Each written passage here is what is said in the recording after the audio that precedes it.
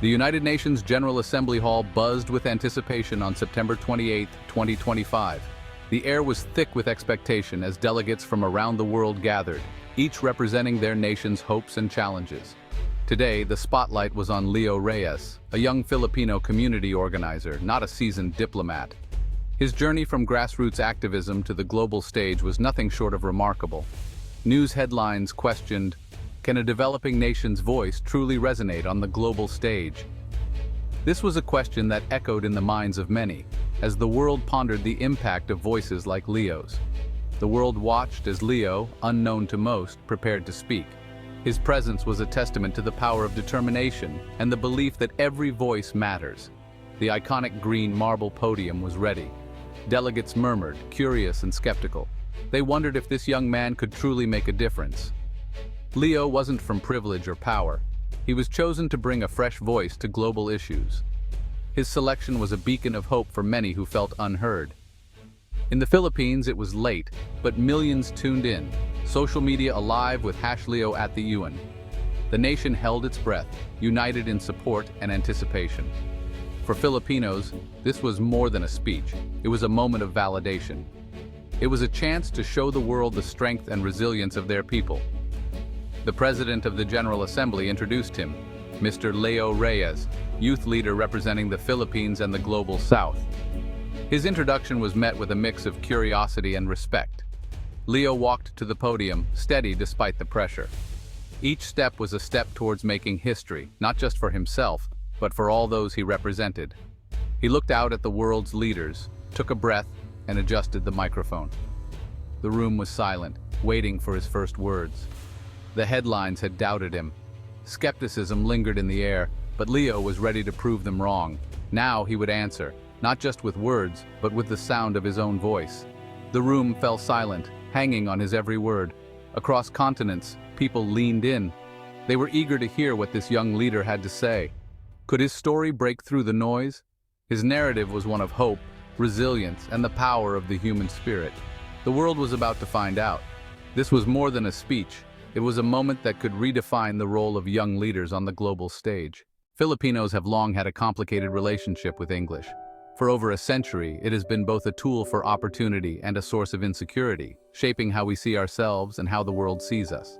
We're among the world's most proficient English speakers, yet our accent is often mocked by others and by ourselves. It's a strange feeling, to be praised for our fluency, but teased for the way we sound. The colonial hangover lingers. American English is the standard, and anything else is seen as flawed. This idea was planted during the American occupation and still shapes our attitudes today. Comedians exaggerate our accent for laughs. Schools correct our pronunciation, not just our grammar. The message is clear: sounding native is the goal, and anything less is a mistake. The message: to be taken seriously, erase your identity. We're taught that our natural accent is something to hide, not something to be proud of. Yet our so-called flawed English powers global industries. Our voices are heard in call centers, hospitals, ships, and classrooms around the world.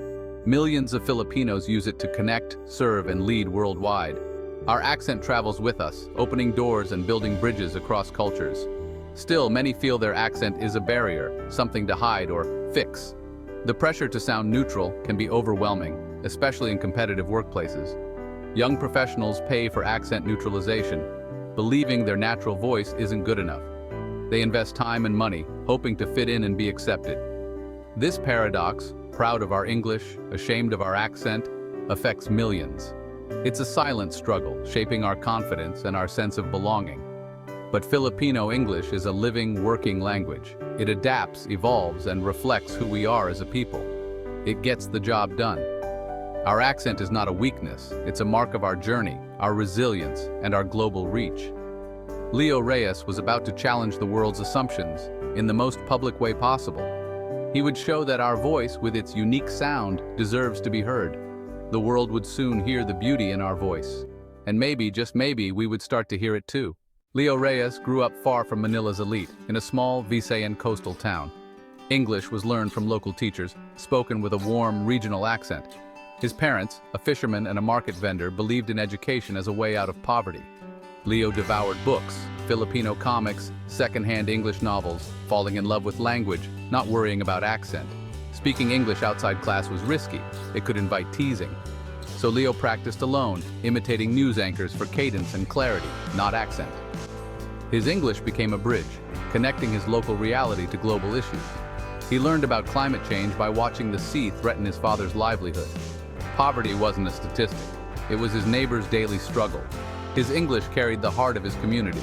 This would become his greatest strength. Leo's voice was shaped by home, not by privilege. Leo's scholarship to a top Manila university was a dream come true, until he spoke aloud in class for the first time. His Visayan accent stood out sharply among classmates with polished, Americanized English. Subtle dismissals, patronizing smiles, and constant requests to repeat himself chipped away at his confidence. He rehearsed sentences late at night, trying to fix his accent, but it always felt unnatural. The criticism was rarely direct, but it was always present, lingering in the air. He felt like an outsider, judged by his voice, not his ideas or intelligence. Shame nearly silenced him. He even considered giving up on his dream.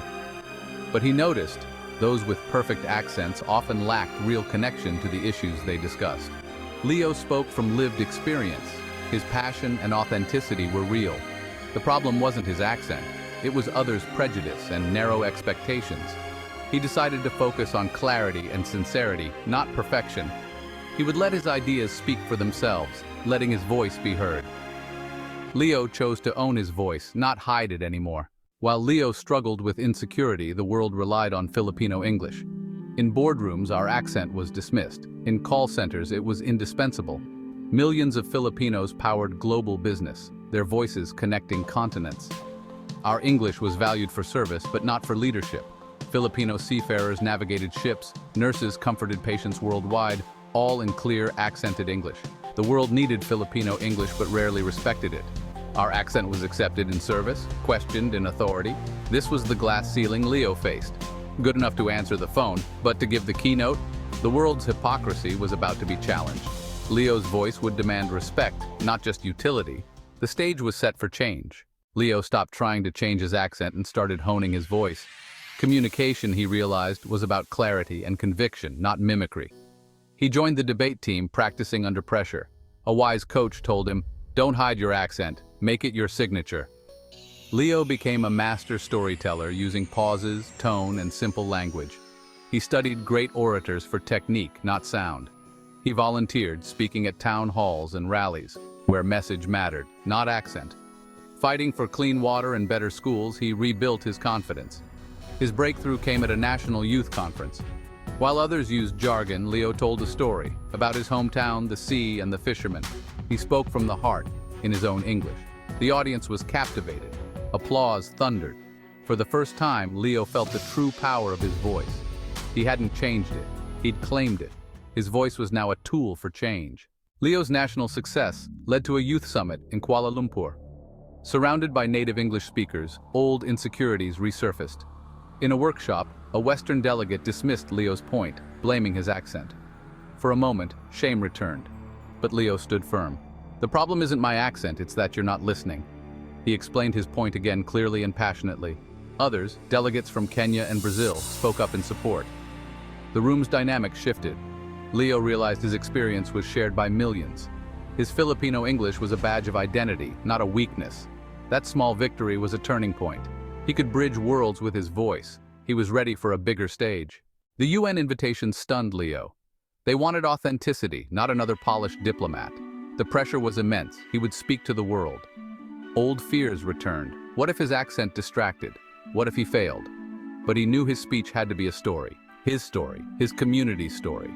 He wrote and rewrote, walking the shores of his hometown, talking to fishermen and vendors. He practiced for emotion, not perfect pronunciation. He refused accent modification coaching. His family and community rallied behind him. His father said, "Just speak your truth, my son." Teachers and friends sent encouragement. Leo was flying to New York as a representative of millions. He clutched his handwritten speech, determined and terrified. He wasn't just Leo Reyes, he was the Filipino speaker. The world would soon hear his voice. He was ready to speak for those unheard. The journey had led him here. Leo stood at the podium, the world watching, the weight of his homeland on his shoulders. The lights were bright, the room vast, filled with faces from every corner of the globe. Yet, in that moment, He felt the hopes of his village, his family, and his country resting in his voice. He began, "Magandang araw po sa inyong lahat." Good day to you all. His greeting bridged worlds, a gentle reminder that every language carries its own warmth and dignity. "I am Leo Reyes, a fisherman's son from the Philippines. I carry a message from the sea." His words were simple, but they resonated with the truth of lived experience. He spoke not of policies, but of coral reefs, typhoons, and the anxiety in his village. He described the fear that comes with every storm, the beauty of the reefs, and the uncertainty that shadows every sunrise. His English was clear, his Visayan accent a melody of urgency and hope. Each word carried the rhythm of the islands, the music of resilience. "For too long, these conversations have happened in a language that sounds a certain way," he said, his voice unwavering. "But the world is not one voice, it is a chorus. But the effects are felt in 1,000 accents." He looked around, meeting the eyes of delegates who understood the power of being heard in their own voice. "Do not mistake our accent for a lack of intelligence. It is the sound of the front lines, the sound of hope." His conviction filled the hall, echoing in the hearts of those who had ever felt overlooked. The hall was silent, captivated. Every ear strained to catch his words, every heart open to his message. Then applause, first from Kenya, then Brazil, then the world. The sound grew, a wave of recognition and respect. A standing ovation thundered through the hall, a rare and powerful tribute to a voice that had crossed oceans.